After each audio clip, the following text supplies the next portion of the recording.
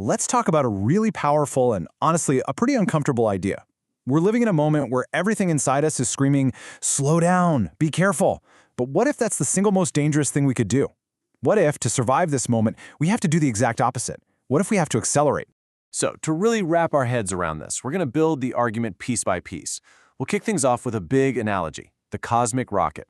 Then we'll zoom in on why our window of opportunity is closing. After that, we'll hit the core idea of our max Q moment, challenge our gut instincts, and finally, really understand what's on the line. Okay, first things first. To really get this, you have to understand the core analogy. The whole idea is that the history of the universe is like a giant multi-stage rocket launch, and we're on board for the ride. I mean, picture an old Apollo launch, right? That huge first stage burns an incredible amount of fuel just to get the thing off the ground and through the thickest air. Then poof, it's gone. It falls away, completely spent. The next stage kicks in, carrying a lighter load into thinner air. Well, the central argument here is that this isn't just how we build rockets. It's how the universe itself builds complexity. You can see it right here. Each of these steps is like a stage of that rocket falling away. The Big Bang creates the initial burst of energy. Stars use that to forge new elements, and then they die. Planets, well, they form from that stardust. Then life pops up using the planet's chemical energy. Intelligence figures out how to manipulate that energy in new ways. And then there's us. Our industrial civilization is the final stage, and we're burning the saved-up energy of all the previous stages. I'm talking about ancient sunlight locked away in coal and oil for our one shot to get to orbit. And this whole cosmic launch has 3 really simple, unbreakable rules. 1, energy only flows one way, from more useful to less. 2, you can't skip steps. No life without a planet, no planet without a star. You get the idea. And 3, and this is the big one, once the fuel is gone, it's gone for good. This isn't some experiment we can run again. It's a one-shot deal. So if this is a one-shot ascent, then your timing has to be absolutely perfect.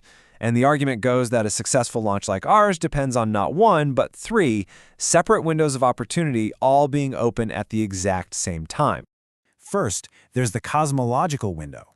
Stars like our sun, the kind that are just right for life, their peak formation time in the universe is already behind us. Second, the planetary window. Our own Earth has maybe 1 billion years left before the sun gets too hot and boils the oceans. We're already about 80% of the way through its good years. And finally, the civilizational window. Look, the fact that all 3 of these are open for us right now isn't some amazing coincidence. It's the only reason we exist. We are here because we are in this incredibly narrow sliver of cosmic time. And that civilizational window, that's what makes our whole situation so fragile. It's a one-time inheritance. We get one chance, one shot, to use these easily available resources to bootstrap ourselves to the next level. Just think about what this really means. The Industrial Revolution literally ran on coal you could just pick up off the ground. Now, we need massive, complex industrial machinery just to get lower quality stuff from deep underground. We didn't just climb the first few rungs of the ladder, we kicked them out on the way up. If we fall now, there's nothing left to grab. Okay, so this brings us to the absolute heart of the argument. We're not at the beginning of our launch, and we're not at the end.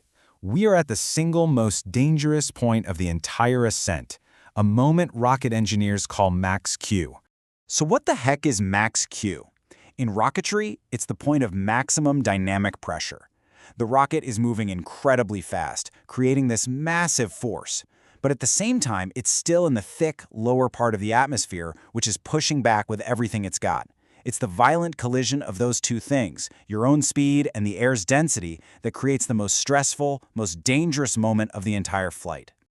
See, the stress on the rocket doesn't just keep going up and up. It hits this sharp, nasty peak. This happens right when the rocket's speed is high, but the air is still thick enough to create huge resistance. If the rocket is built to survive that one moment, the rest of the trip to space actually gets easier as the air thins out. And the claim is that our civilization is going through its own max Q.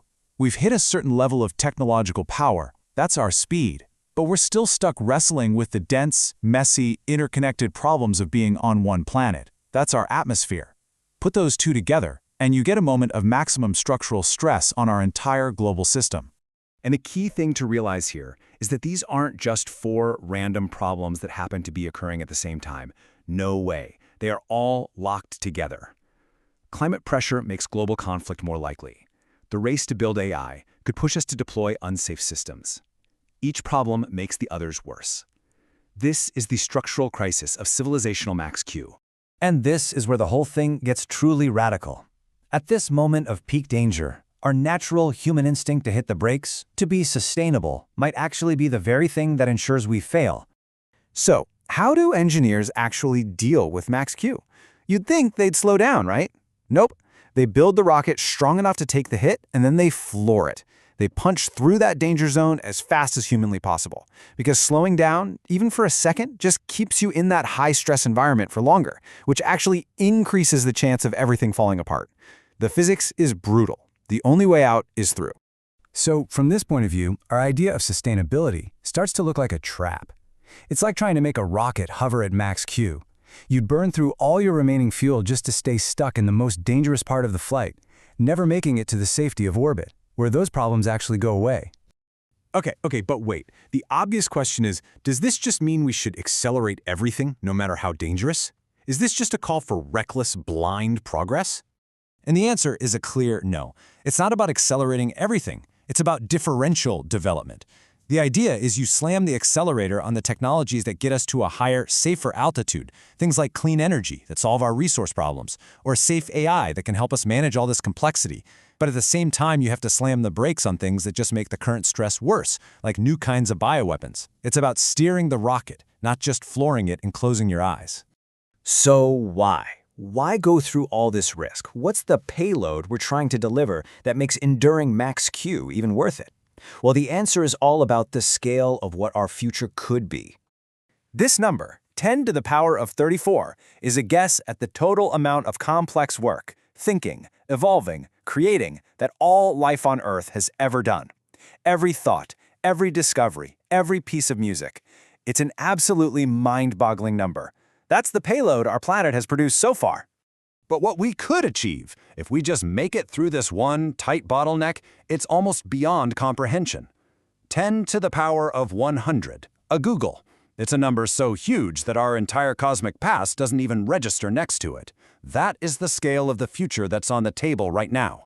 And this, right here, is why the silence of the night sky is so haunting. It's not just empty space, it's data.